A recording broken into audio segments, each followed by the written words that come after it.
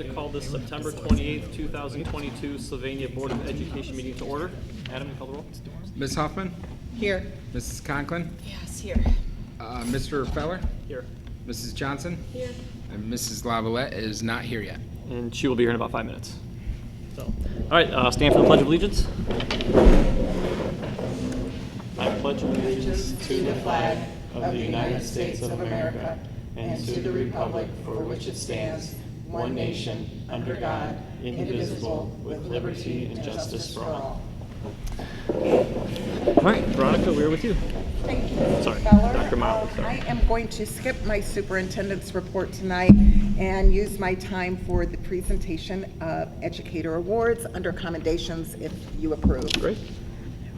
Tonight is a special night. We have so many members of our staff here with us. I'm so pleased for those individuals who would come. This is an annual opportunity that we take to recognize our very best in our Sylvania Schools family.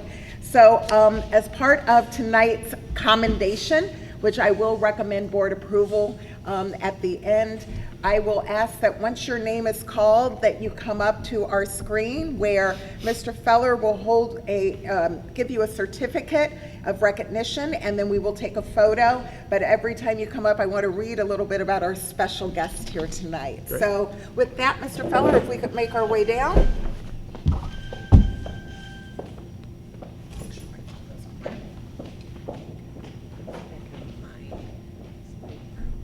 So first we have our 2022 Administrator of the Year, who started with our district in 1999. Dr. Casey Venz, come on down. Congratulations. A few words about Dr. Venz from the person who nominated him. He says he makes a positive impact on everyone he comes into contact with.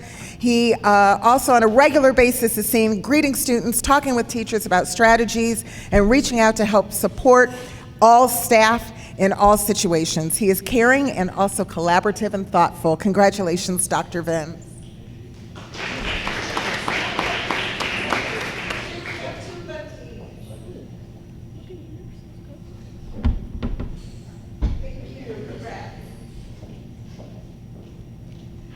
Next, I believe we have our 2022 Teacher of the Year, Ms. Kimberly Cupp. Ms. Cupp, come on down if you would. Kim is an intervention specialist at Timberstone, so she came back home for tonight. Each day she is a department head, liaison, a mentor, and a teacher. Students who are on her caseload say how much she helps them in a non-judgmental way. She is willing to look at an assignment and figure out how to best help the students understand what is needed. Students who are not on her caseload but in her co-taught classes also brighten up when she enters the room. Congratulations, Kim, Teacher of the Year.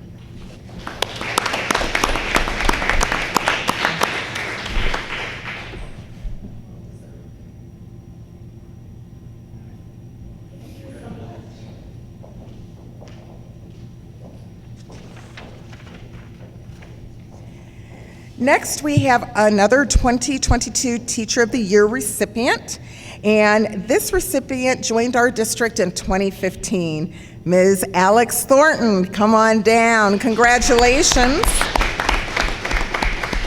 We actually had a parent nominate Ms. Thornton, and she shared details about her daughter's experience, and she said, quote unquote, she was able to recognize the issue and came up with a plan for how to work it through.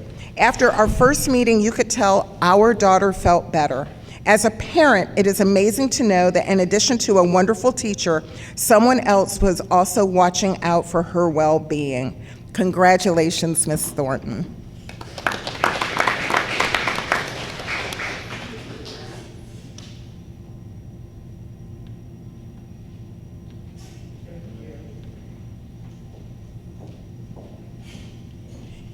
And we have our recipient of the 2022 Support Staff Member of the Year, Aman Alaga. Aman?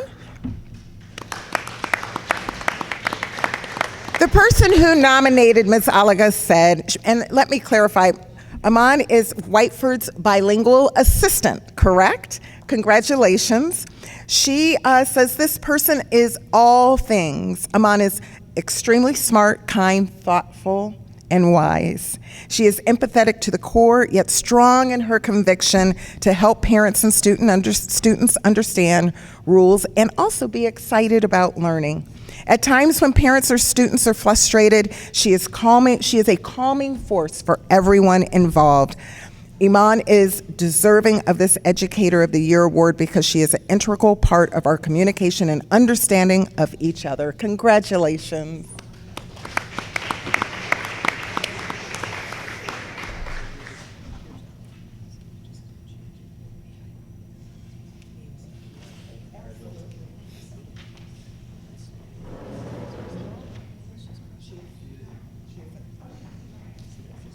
All righty. Next, we have a 2022 Teacher of the Year recipient, Jill Stefen. Jill? Yay! Congratulations, Jill. I want to share, her nominator shared, quote unquote, during class discussions and notes on essays, I always feel like my ideas and opinions were taken seriously, not only in comparison to other students, but also in comparison to her own ideas. Another student stated she makes every class engaging and fun while still being productive. Congratulations to a former Northview and now current Southview English teacher, Jillian, but you go by Jill, correct? Or Jillian? Jillian Stefen. Congratulations, Jillian.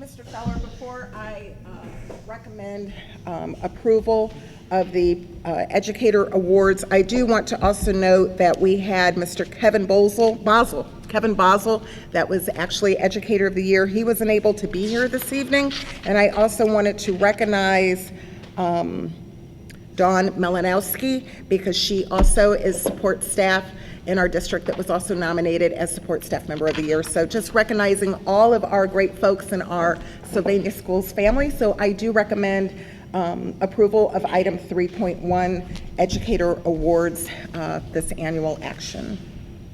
I'll move approval. I'll second. Any discussion? Congratulations. Yes, congratulations, everyone. Call the roll. Julie? Yes. Kim? Yes. Tammy? Yes. Greg? Yes. Jill? Yes. All right, Adam, you want to make a note that Tammy? Yep, Is 5:20 I put, yep. Yep. All right, now is the first opportunity for public participation for agenda items. And seeing none, we will move on to the Treasurer's Report. All right, so I have 7 items today. First two, 5.1, minutes of previous meetings. This is the 2 meetings for September 12th and August 22nd, in which Tammy was not present. So I separated those out so she can vote when she was here. So 5.1, minutes from September 12th and August 22nd. I'll move approval. I'll second. Any discussion? Call the roll. Julie? Yes. Kim? Yes. Tammy? Abstain. Greg? Yes. Jill? Yes. And then 5.2 to 5.7, if we could do that in consent, we'll do that. So 5.2 is just the minutes from the regular meeting on August 22nd. 5.3 is the treasurer's report for month ending August 31st, 2022. So 2 months of actual, we're trending towards what we forecasted in the spring that Jeff did. So everything's on par there. August property tax receipts did come in. We're down just 0.25% from last August, so we're trending right where we want to be. Delinquents are down a little bit, 50,000, and then public utility is actually up 91, and then our residential and ag values are down a little bit, which I do have a call into the county, but primarily that's just going to be delinquents are up a little bit, so, because our assessed values have increased, so nothing to be alarmed there. And then 5.4 is just the availability of funds with the purchase orders. And then 5.5 is the annual permanent appropriations at the fund level for all funds, to submit those to the county by Friday. So we need approval on that. And again, I'm working on the forecast as we speak. We'll get that approved in November. So I'm hard working at that. But these are the appropriations for all funds, not just the general fund. And then 5.6, we have a new student activities fund, Just Right. It's going to be a combined Northview and Southview for a competitive creative writing team, so we just need to add that new fund. 5.7 is cell phone payments for the year. I'll move approval on a consent agenda basis items 5.2 through 5.7. I'll second. All right, any discussion? All right, call the roll. Julie? Yes. Kim? Yes. Tammy? Yes. Greg? Yes. Jill? Yes. All right, Dr. Motley, we are with you. Thank you, Mr. Feller. I recommend item 6.1, recommend the approval of locally defined graduation seals. This is a local decision put forth by the Ohio Department of Education. I'll move approval. I'll second. Any discussion? Call the roll. Julie? Yes. Kim? Yes. Tammy? Yes. Greg? Yes. Jill? Yes. Thank you. I recommend item 6.2, the YMCA Corporate Wellness Partner Agreement. This is an annual item, but this item for this year goes into effect November 1st through November 30th of 2023. I make a motion to accept. Second. Any discussion? Call the roll. Julie? Yes. Kim? Yes. Tammy? Yes. Greg? Yes. Jill? Yes. Thank you. I recommend item 6.3 for first read. All are noted. I want to say there's probably 15 or so that Ms. Conklin, Mr. Feller, and I met with the Neola representative. These items are up for first read and discussion. I'll move approval. I'll second. Any discussion? Yes. So I have some questions about the weapons policies. I think there's 3 of them. I know they're for like the different areas. This was before the board. I know when the law changed about when you carry concealed, you could bring it onto school property. And we didn't, as a board, I know I was the only one on the board at that time, we didn't approve it. I have the same concerns with the language under C, where it says, you know, if you have a concealed carry license, you can bring your gun onto our property as long as you leave it in your car and your car's locked. But to me, that's not strong enough. You can leave it on your front seat. You can have a convertible. I just don't think that that is safe. So, I mean, I would suggest removing C and leaving the policy as it was, that we don't allow handguns, no matter what your license, I don't care if you have a CCW, not on our grounds. Yeah, I think the issue is when we met with Neola, they added it because it's part of their form. I have no objection to that. I don't care if we let people bring it onto the property or not. It seems, I mean, we could possibly say lock it in a glove box, but it may just be simpler just to say No. not on the grounds.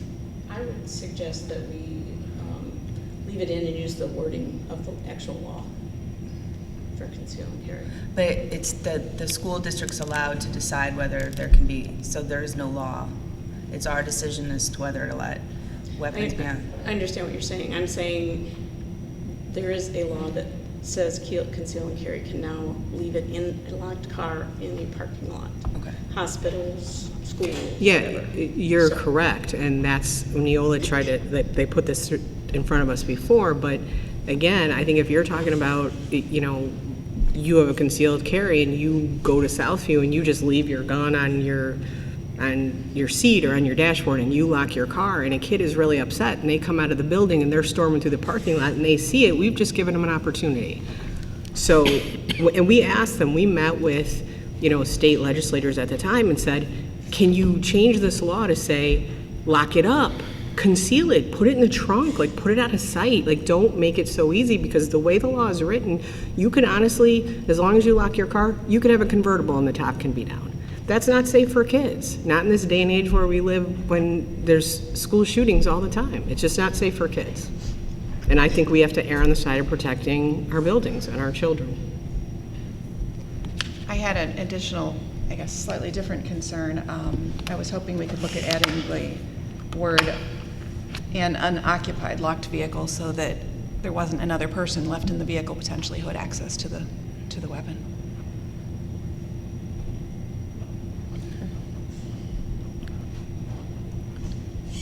Thank you for those got all notations. that? I do, I have that. All right. And We then will- I actually had a few more comments on these. You if do. Now is a good time to Thank you. go through them.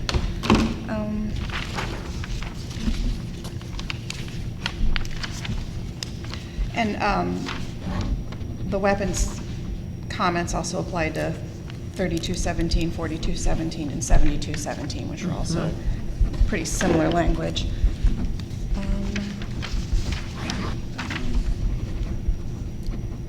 On the hazing policy, which is, lost my spot. 5516. A couple of thoughts. There's, Which one was that? Consultant, hazing. It's one of the last ones. Oh, there, I got it, okay. I don't have it highlighted, but I know there were a couple of places where it referred to employees. Well, there was one place where it referred to employees, consultants, and volunteers, and then it just switched to employees and volunteers. So I thought we should include consultants between the words employees and volunteers everywhere that appears for consistency. That's in the third paragraph, Dr. Motley. And then, let's see. Also in the third paragraph, in the, I think, third sentence, where it says all hazing incidents shall be reported immediately, I thought we might want to consider adding "and all planned hazing incidents," as opposed to successful hazing incidents, I guess. Point. And then the next sentence refers to anyone who is acting in an official and professional capacity. I'm not really sure what that means. And given that we're planning to put this into policy books and widely distributed, I'd prefer some clearer language on what the obligations are in that sentence. So when we talked about that, and we can talk more when we were in the policy meeting, there was a string of, that you might remember, it was teachers, students, alumni. There was just this whole string of different type of people. And Greg and I thought, well, anybody who's doing anything on behalf of the school, and just make it very broad. Could to we just err on the add side of you with have the to district report. after capacity then maybe? Official or official and professional Sure. capacity with the district? Right. Sure, yeah. Yeah. Official and professional capacity. Official and professional, no, official and professional capacity With the for district. Capacity for the district. Got it. And then, I'm sorry, this is getting old. The next sentence refers to students, administrators, employees, faculty members, and teachers. I wondered if we can't just make that students and employees, because employees would encompass all those other words.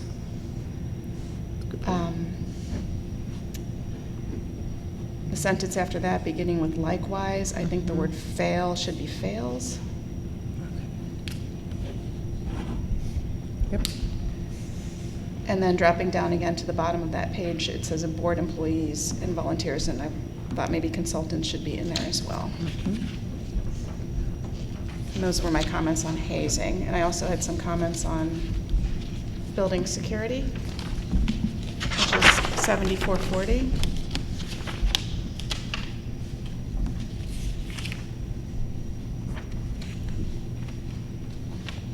Yes. So basically, I think the last clause beginning with "and" in the bottom two lines of the green probably needs to be moved up. It just looks like it's in the wrong place. So after equipment, does that make Yes. sense? What another one? So switch the You get order. that? Yeah, that's all, just switching the order. And then my final comments were on transportation, which is 8,600. I think that was the difference between OAC and ORC, correct? Yeah, and also, both the OAC and the ORC require the board to approve routes, or not routes, excuse me, stops and time schedules. And this just has us approving stops. I mean, as long as we're approving both, I don't think we're in violation of the code, but it seems to me if we're going to include one, we should include both. Agreed. So, Agreed. And I think we should also note, because the OAC is a different code, correct? correct, yeah. But they're related, but yeah. Thank you.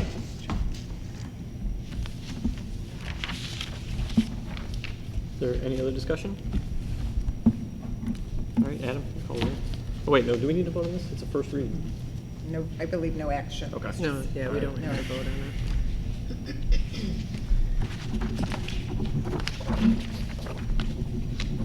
I recommend item 6.4. It is my great pleasure to recommend the 2022-2027 Sylvania Schools Strategic Plan for board approval. This has been work under the making for well over a year, from actually a conversation when I was hired with the board. It was a priority.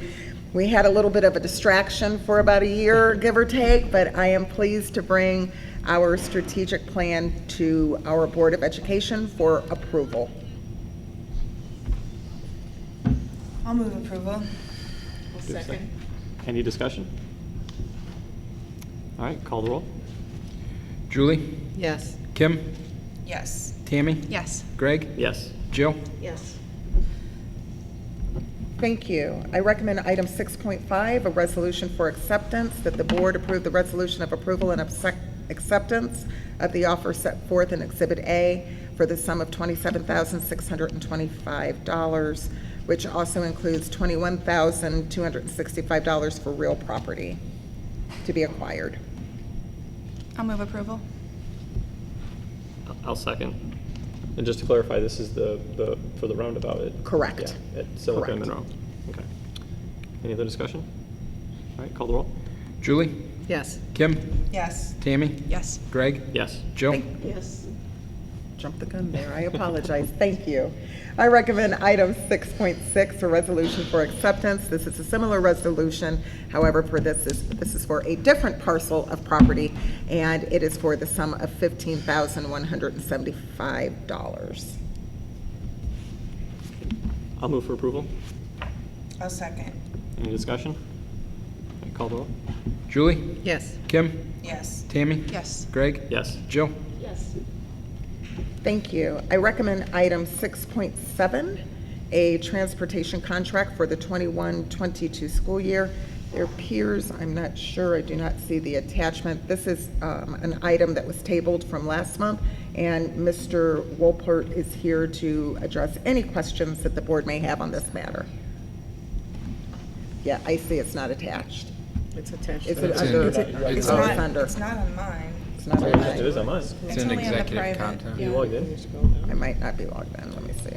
I am not logged in. I am logged in. You guys are freezing me out again, aren't you? I don't have. Only so many people get on at one time. Does it say private along your search Where? bar? Like, I have it. I'm Let me checking see. now. What was, do you have it? I'm trying to remember what we had a question about. We had a Um, question about the 58 The cents the plus the 58 cents plus the $30, Yeah. correct. And and that it was for last year. Which we got a No, report on. I don't have. Something is under He executive reported on content, that. it won't show up in public. He did right. provide some clarification, but he is here if you have any questions. Any additional questions or discussion? Probably need a motion before we can discuss it, don't we? I'll move for approval. I'll second. All right, now discussion. Did you see it? You good? Is everyone good? You good? All right, Adam, you gonna call the I roll? have nothing. Okay, Adam, call the roll. Julie? Yes. Kim? Yes. Tammy? Yes. Greg? Yes. Jill? Yes. Thank you. I recommend item 6.8, a resolution declaring transportation to be declared impractical for for the student noted. I'll move approval. I'll second. Any discussion? All right, call the roll. Julie? Yes. Kim? Yes. Tammy? Yes. Greg? Yes. Jill? Yes. Thank you. That All right, concludes Mr. my, Taberski, we're with you. Mr. Feller. Thank you. I'm recommending approval of items 7.1 and 7.2 on a consent agenda basis. 7.1 are new licensed substitute teachers, and 7.2 is licensed extra duty. I'll move approval on a consent agenda basis, items 7.1 and 7.2. I'll second. Any discussion? Call the roll. Julie? Yes. Kim? Yes. Tammy? Yes. Greg? Yes. Jill? Yes. And 8.1. I will do that. Thank you. I'm going to recommend approval of item 8.1. This is classified new hires. I'll move for approval. Oh. We're pulling it out. We're just going to do one, we're going to do that Oh, separate. gotcha. You're going to do Okay. it Yeah, yeah, separate yeah. for me. Okay. I'll second. Sorry. Any discussion? Call the roll. Julie? Abstain. Kim? Yes. Tammy? Yes. Greg? Yes. Jill? Yes. Thank you. I'm recommending items 8.2 through 8.4 on a consent agenda basis. 8.2 are classified personnel changes. 8.3 is a classified resignation. 8.4 is a correction to a resignation date from an earlier board meeting. I'll move approval on a consent agenda basis, items 8.2 through 8.4. I'll second. Any discussion? All right, call the roll. Julie? Yes. Kim? Yes. Tammy? Yes. Greg? Yes. Jill? Yes. Thank you. I'm recommending items 9.1 through 9.4 on a consent agenda basis. 9.1 is a licensed RESA mentor. 9.2 are supplemental positions for the 22-23 school year. 9.3 are athletic volunteers for the 22-23 school year. And 9.4 are the student lifeguard. I will move approval for items 9.1 through 9.4 on a consent agenda basis. I'll second. Any discussion? Call the roll. Julie? Yes. Kim? Yes. Tammy? Yes. Greg? Yes. Jill? Yes. Thank you. All right, now we are at board committee reports. Kim, do you have anything to? We had our policy meeting. You've all seen the fruits of that labor and picked it apart.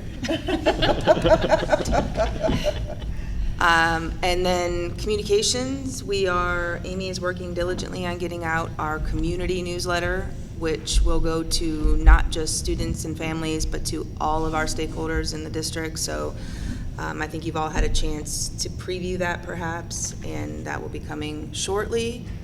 And that's all I have since our last meeting. I have a few things. The foundation had a board meeting, which they've moved to 7:30 in the morning. Julie not I'm thrilled sure about you're that. welcome. Let's see, there's a logo contest with, no, there were no submissions for the logo contest. They're looking for suggestions for the Legacy Award. The Athletic Hall of Fame is coming up. Hopefully you've all done your RSVPs. That is October 22nd. Hopefully you've all done that. Let's see, there was also, we had LMRC for OPSI and SEA. Lots of great discussion there. We also had ACEs. We started a training that's going to go I think we have like 5 or 6 sessions scheduled with Dr. P, who is awesome. We had our first meeting 2 weeks ago, and it was pretty great. More to be heard on that. We have homework. We have homework, so I'll probably send you some to do for me.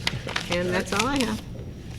Oh, wait, I have one more thing. Yesterday, I got to attend down at the Ohio Supreme Court, Vicki Donovan Lyle, who has been a coach for a mock trial with her husband, Denny Lyle, I don't know, for the last couple of decades. She was awarded the Eiler Award for excellence as a mock trial judge. So it's a huge honor, and yeah, it was pretty cool. Great. And so she got that yesterday, and I was able to go and see it and support it. So that's, and hopefully we'll be honoring her at an upcoming board meeting. Was she 'cause it's a surprised? pretty big deal. Was she surprised? She did not know. She thought she was there because Denny was getting it. So she was kind of recording. And then when they said, oh, and she makes, she had like 30 submissions and just great letters. And then we said, oh, and she makes great chocolate chip cookies. Like, I sort of turned to my phone to catch her, and she was like, it was awesome. Like, it was awesome. Truly awesome. Cool.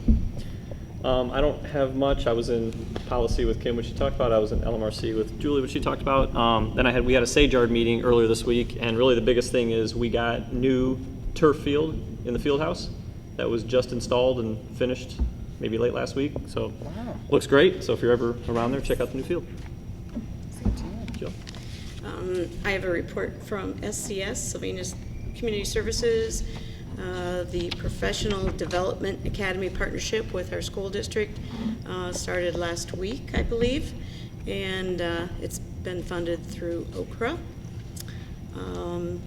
Also, SCS has added STEM into the after-school programs, and they continue to position themselves in alignment with the Sylvania School District and their values through their partnerships. And also, they're now meeting monthly with the Northview preschool staff and supporting that program. And they have added staff to that program also. And that's it. I don't have anything else. Nothing? All right. Next item on the agenda is public participation for non-agenda items, and I believe we do have a couple.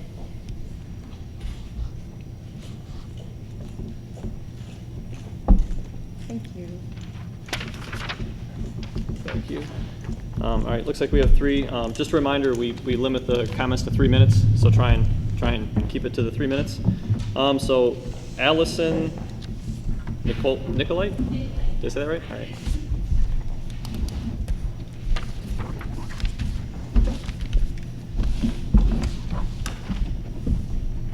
Make sure you give us your name and address for the record, please. Yes, my name is Allison Nicolite.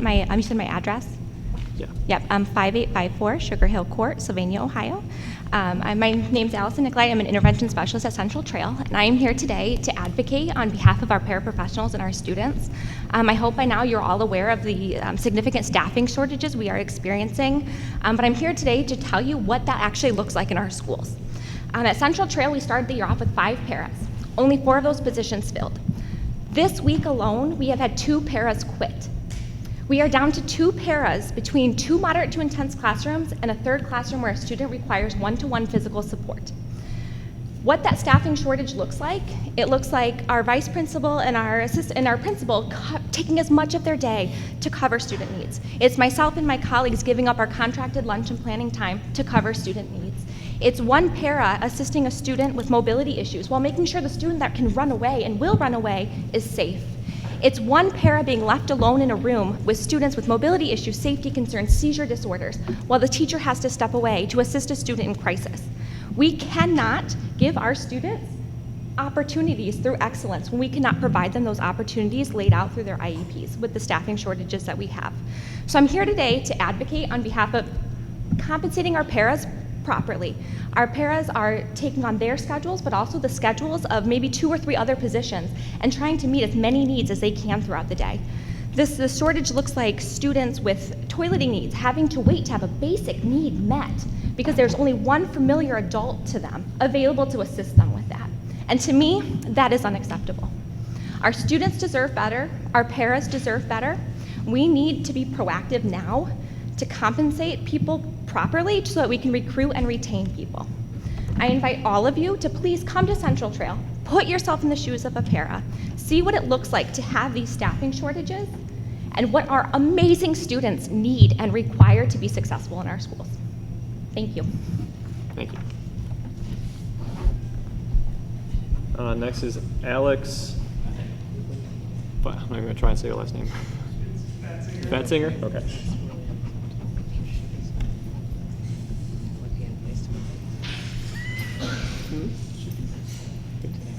And please state your name and address for the record. It's Alex Fatzinger. I am at 6110 Monroe Street, Sylvania, Ohio. I'm also a intervention specialist at Central Trail. This is my first year. I just kind of wanted to come to reiterate just to make sure she was able to say what she wanted to say. As Allison was saying, we are down to 2 paras when we now should have 6. So as she was saying, there are instances where we have students that are running out of the room. I know 4 out of my 5 students elope.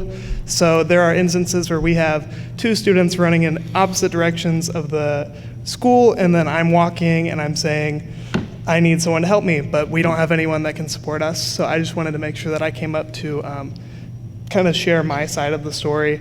So as she was saying, also there are a lot of safety concerns and IEP concerns. A lot of the students aren't getting their needs met and meeting their hours because we don't have teachers that are able to go see them because we're not able to make transitions because we don't have the paras available. So I just wanted to make sure that I could stress everything, and that's all. Thank you. Yeah, thanks. And then Rebecca Zeckman? Is that right? Zeckman, thank you. Thanks.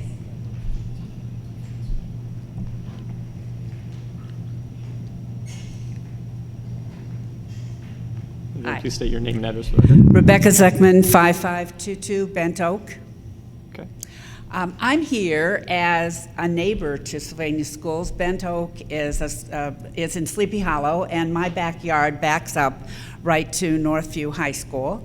And also my husband and I have raised 3 children in this community. We've been in our home 35 years, and so our kids are in their 30s and 40s, and they're positive, happy, successful people, in part because of Sylvania Schools. So I have a great affinity and affection for Sylvania Schools, but I'm having a couple issues right now I'd like to have you hear.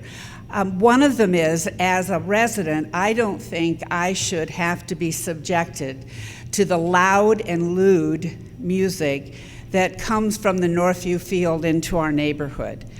This was terrible a few years back, got better for a while, but with a lot of community action, and it's on the rise again. And so I really would like some school board help with this one. We've talked to Northview over the years, not recently. They say it's Lord's University, and we talked to Lord's University, and they say it's Northview. And all we know is there's F-bombs being screamed at me at 120 decibels of my children and grandchildren. So I would like you to take some action to put a governor on the loudspeakers or something so that we don't have to have that as our neighbors.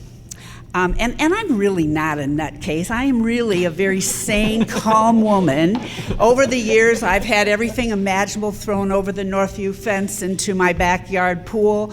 And I know there's several contests that go on every year of who can climb the fence, jump in our pool, get back over the fence, and get back without getting caught. I mean, kids will be kids. So I really am not being silly about this. This is really very important to our neighbors. The other thing I want to say is that I was very disappointed that the school board didn't talk with the people most clearly affected by your decision to put a cell tower behind Northview. I objected to it, as did others at the zoning committee and the city council. We were successful there, and then I understand a federal judge has ruled that it's acceptable. But I objected to it, as did my neighbors, on the aesthetic qualities of that. We even suggested, to the laughter of people, that if you think it's so pretty, why don't you put it in the front of Northview? We don't want it. I don't know that there's anything left you can do, but maybe it should go in front of Northview or on the end of Northview, where it would less affect the value of our homes and the enjoyment of our backyards of the residents of Sleepy Hollow, because we're very distressed about it. Thank you. Thank you.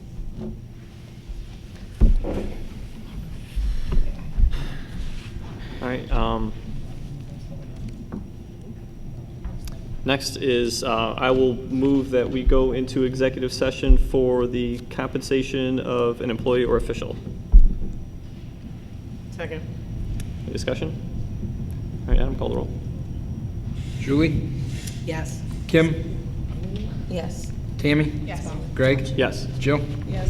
And there will be no action taken after executive. Thank you.